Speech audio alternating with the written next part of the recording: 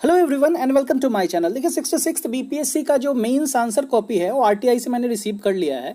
साथ में आपको इस वीडियो में मैं बताऊंगा कि सेक्शन 1 में जो मार्किंग हुई है 66th बीपीएससी में वो कैसी हुई है, क्या एक्सपेक्टेड लाइंस पे हुई है या नहीं है, या आंसर शॉर्ट रहा है उस पर मार्किंग कम कर दी गई है, या फिर आपने जो लिखा है उसके अनुसार कंटेंट अगर क्वालिटी वाली है, साथ में क्वांटिटी भी है which means number of pages भी है, तो मार्क्स मिले हैं या नहीं मिले हैं। इस पेपर को एनालाइज करने के बाद जो आंसर शीट मेरी है मैं आपके साथ शेयर कर रहा हूं इस वीडियो के माध्यम से। इससे पहले मैंने 64th बीपीएससी की जो स्टैट्स की मार्किंग है वो आपको आई बटन पे दिख रहा है, जो वीडियो है उसको सेलेक्ट करके आप देख सकते हैं। देखिए इसमें टोटल सेक्शन 1 में 114 मार्क्स का क्वेश्चन आता है। 3 क्वेश्चन आपको करने होते हैं 38 का। जो मैंने पेपर दिया था लास्ट जुलाई में, तो फिर मैं जो एनालाइज किया था कि मेरे को कितने मार्क्स आ रहे हैं, मैं आपके साथ आंसर शीट्स अपने शेयर कर रहा हूँ 64th का भी, 65th का भी, 66th का भी। Due to paucity of time मैं अपलोड नहीं कर पा रहा था, अभी मैं आपको 66th का अपलोड कर रहा हूँ। ये आप देख लीजिए सबसे रीसेंट मार्किंग है। अगर आप 67th को देने वाले हैं या 68th को देने वाले हैं तो आपके लिए काफ़ी हेल्पफुल रहेगा अपने आंसर्स को मॉडल करने के लिए कि अभी जो मेंस होने वाला है 29 दिसंबर से 67th का, या फिर 68th का भी आएगा 69th का, तो उन सभी के लिए आप अपने आप को उस प्रकार से मॉडल कर सकते हैं कि मुझे आंसर्स कैसे लिखने हैं, मार्किंग कैसी होती है। मेरी हैंडराइटिंग आप देखेंगे तो फिर उस पर भी कुछ मार्किंग कटी होगी। देखिए थर्ड क्वेश्चन नंबर 1 सेक्शन 1 में था what were the causes of the Santhal revolt, what were its course and outcome. ये 38 मार्क्स का क्वेश्चन था। इसमें मैंने एक्सपेक्ट जो किया था अपना उसी समय का मैंने लिखा हुआ कि 22 मार्क्स मैं एक्सपेक्ट कर रहा था, तो क्या मिला है वो आगे देखते हैं।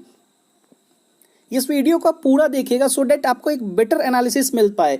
देखिए क्वेश्चन नंबर 4 देखिए, discuss Nehru's view on communalism and secularism. ये 38 मार्क्स का क्वेश्चन था, मैंने 20 एक्सपेक्ट करा था।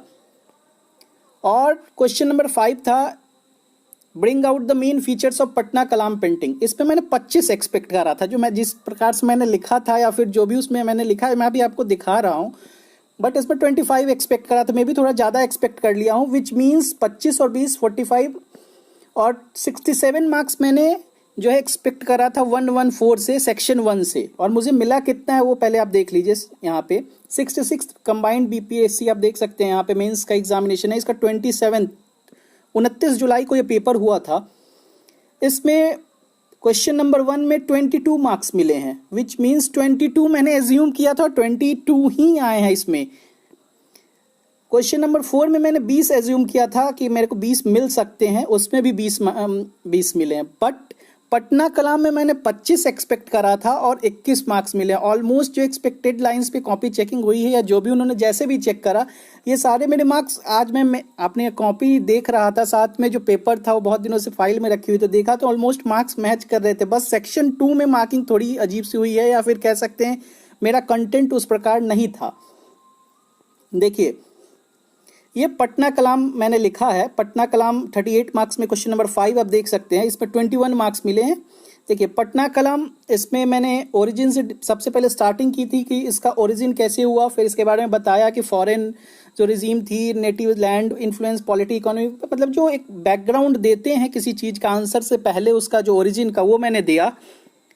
फिर डिक्लाइन बताया मुगल रूल का, फिर पेंटिंग जो है उसका कंपोनेंट बताया, फिर मुगल के बारे में बताया कि उनकी क्या कब वो जेनिथ में पहुंची, ये कैसे कैसे गोल्डन जहांगीर का रूल जो था वो गोल्डन एरा था। फिर जहांगीर के बाद Shahjahan, art of painting started declining etcetera etcetera मैंने लिखा। फिर उसके बाद औरंगजेब के समय बताया कि वो प्रोसिक्यूशन होने लगा हिंदू आर्टिसंस का, फिर उनका डिसटेस्ट था आर्ट इसमें पेंटिंग में, फिर पेंटर्स भागने लगे, मतलब इधर से उधर शिफ्ट होने लगे, फिर पटना दानापुर आरा के एरिया में आके उन्होंने एक नई पेंटिंग को एस्टैब्लिश करा। तो ये ओरिजिन आपको देना जरूरी है, बैकग्राउंड आपको देना पड़ेगा। देखिए 21 मार्क्स कह सकते हैं ठीक ठाक है, बट और एक्सपेक्ट कर सकते हैं। अगर मेरी हैंड राइटिंग थोड़ी उतनी अच्छी नहीं है, लिजिबल है, बट आपकी हैंड राइटिंग अगर अच्छी है, थोड़ी और अच्छे से प्रेजेंट करेंगे तो 23-24 में मिलते हैं। मैंने 27-28 तक मार्क्स देखे हैं कुछ आरटीआई कॉपी में। तो ये रही आपकी।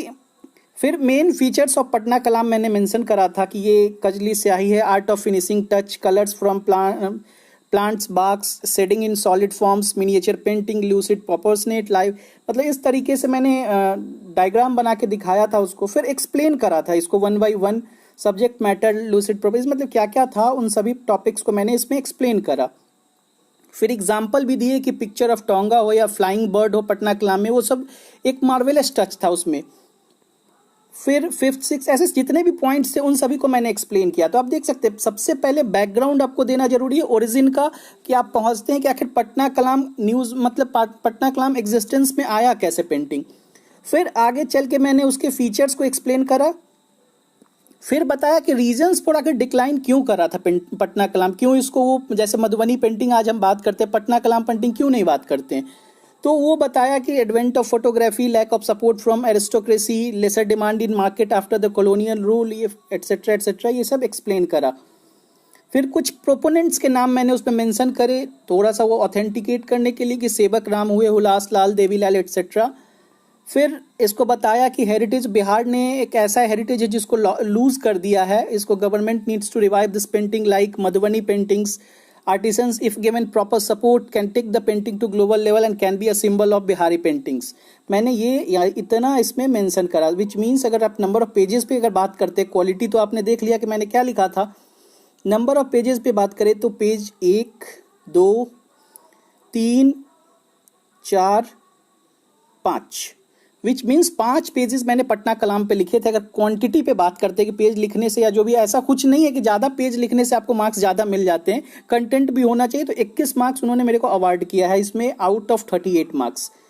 नेक्स्ट क्वेश्चन आप देखिए, संथल रिवोल्ट से रिलेटेड है। संथल रिवोल्ट से रिलेटेड में मैंने संथल फिर रिवोल्ट का ओरिजिन दिया कि क्या ट्राइबल रिवोल्ट हुआ, इसका क्या है, कैसे इससे पहले क्या क्या ट्राइबल रिवोल्ट्स हुए थे, बैकग्राउंड में क्या उनके मतलब बेसिक रीजन थे, लोकलाइज्ड थे बट बेसिक रीजन्स क्या थे। फिर लीडर्स ऑफ रिवोल्ट के बारे में मेंशन करा, कॉजेज बताया कि ये देखिए exorbitant rate of interest, transfer of land, abduction of Santhal women, extortion by the police courts, disruption in the tribal economy, disposition of the lands, इन सभी पॉइंट्स को मैंने मेंशन करा, फिर उसको एक्सप्लेन करा।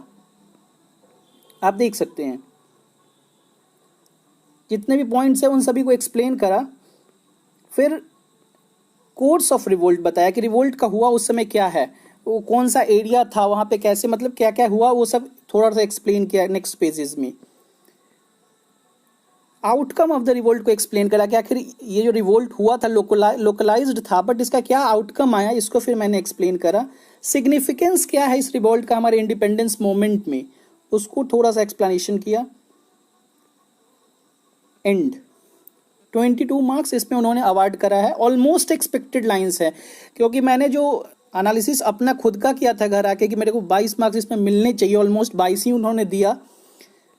सेक्शन 2 में उन्होंने मार्क्स उस प्रकार से नहीं दिया है जिस प्रकार से सेक्शन 1 में दिया था। मैंने आपके साथ 64th बीपीएससी का स्टैट कॉपी शेयर की हुई है, 66 का भी स्टैट का जो कॉपी हो शेयर करूंगा, बट वो देख लीजिए 64th 65th 66th की स्टैट कॉपी जो है आपको दिखाऊंगा, जिससे आपको ये पता चले। चाहे सेक्शन 1 में मैंने मार्क्स इंप्रूव कराया, 64th में मेरे बहुत कम मार्क्स थे, 35 मार्क्स मेरे थे, वो भी मैं आपके साथ शेयर करूंगा नेक्स्ट वीडियो में, जैसे मुझे टाइम परमिट मिलता है मैं आपके साथ जरूर शेयर करूंगा। अब हम 4th क्वेश्चन को देखते हैं। देखिए इसमें भी नंबर ऑफ पेज की बात करें 22 मार्क्स वाले में, तो ये रहा स्टार्टिंग 15, 1 2 3 4 5 पेजेस मैंने लिखे हैं, 22 और 21 मार्क्स इन दोनों में मिले। अब जवाहरलाल नेहरू का क्या व्यू था कम्युनलिज्म और सेकुलरिज्म पे, इसमें मेरे को मार्क्स मिले थे, देखिए ये लास्ट क्वेश्चन है, इसमें मेरे को 21 मार्क्स इसमें 20 मार्क्स मिले थे। ऑलमोस्ट मैंने एक्सपेक्ट भी इतना ही करा था, क्योंकि जो मैंने लिखा था उसके अनुसार मेरे को लगा था 20 मार्क्स वो देंगे। बस पटना कलाम में उन्होंने कम मार्किंग की, या जो भी हो कंटेंट उनको सही नहीं लगा हो, या फिर मेरा जो प्रेजेंटेशन था आंसर का या मॉडलिंग थी वो सही नहीं लगी होगी। तो 4th क्वेश्चन जो है उसको देखते हैं। देखिए जवाहरलाल नेहरू के बारे में बताया कि इंडियन नेशनल मूवमेंट के पायनियर थे, फिर उन्होंने पहले प्राइम मिनिस्टर बने, फिर उनके जो ट्रू नेशनलिस्ट एडवोकेसी क्या क्या थे, किस मेथड्स को, फिर उनका व्यूज मैंने एक्सप्लेन करा। जेएल नेहरू का कि communalism is more dangerous for a nation than a foreign invader, इस तरीके से बताया कि वो जैसे बाहर का कोई आक्रमण करने वाला उससे ज़्यादा खतरनाक संप्रदायवाद है हमारे देश के अंदर, इंटरनल एनिमी है एक प्रकार का, फिर नेशन की सोशल फैब्रिक को कैसे डिस्ट्रक्ट कर सकता है, और एक बार जो इंडिविजुअल के माइंड्स में वो क्रीप इन कर सकती है तो किस तरीके का वो मतलब दंगा वगैरह फलाना ठिकाना, मतलब बहुत सारी चीज़ों को मैंने एक्सप्लेन करा था इसमें। फ्री इंडिपेंडेंट नेशन में अगर जो डेवलप्ड नेशन है या डेवलप करना चाहता है उन सभी के लिए ये इंपॉर्टेंट नहीं है। मतलब कॉम्युनलिज्म पे उनका जो व्यू मैंने पढ़ा था या जो मेरे नोट्स में थे मैंने वहाँ पे लिखने की कोशिश की जितना याद आ रहा था। फिर सेकुलरिज्म पे उनके जो पॉइंट ऑफ व्यू थे उसको मैंने एक्सप्लेन करा।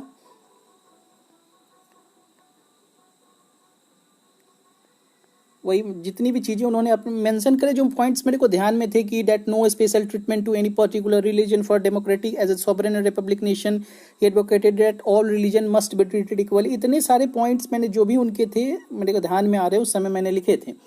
तो 1 2 3 4 एंड 5, तो बेसिकली 5 पेज जिसमें भी मैंने 15 पेजेस मैंने हिस्ट्री का सेक्शन 1 लिखा था, जिसमें मुझे 63 मार्क्स आपने देखा कि सेक्शन 1 में अवार्ड किए गए हैं। अभी 66 बीपीएससी का ये आंसर कॉपी आपके साथ मैं 65 भी शेयर करूंगा, टाइम मिलता है तो। 22 और 20 42 और 21 63 नंबर मिला है। मैंने 67 एक्सपेक्ट करा था, 63 नंबर मिला है।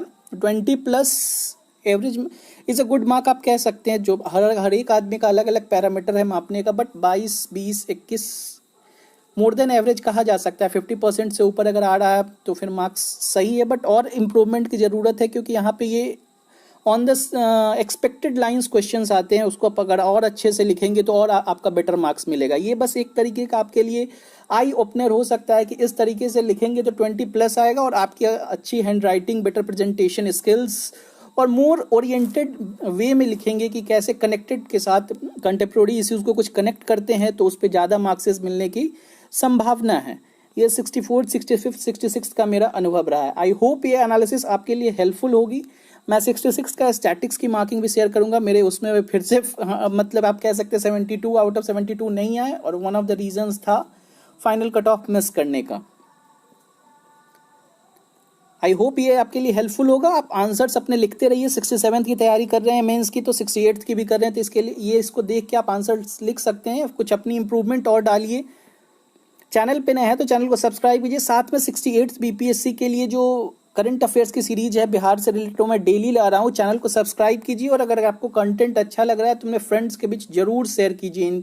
इस वीडियो काफ़ी हेल्पफुल होगा उनके लिए भी। All the best, thank you. कोई क्वेरी हो तो आप टेलीग्राम ग्रुप ज्वाइन कर सकते हो, वहाँ से पूछ सकते हैं। Keep writing answers.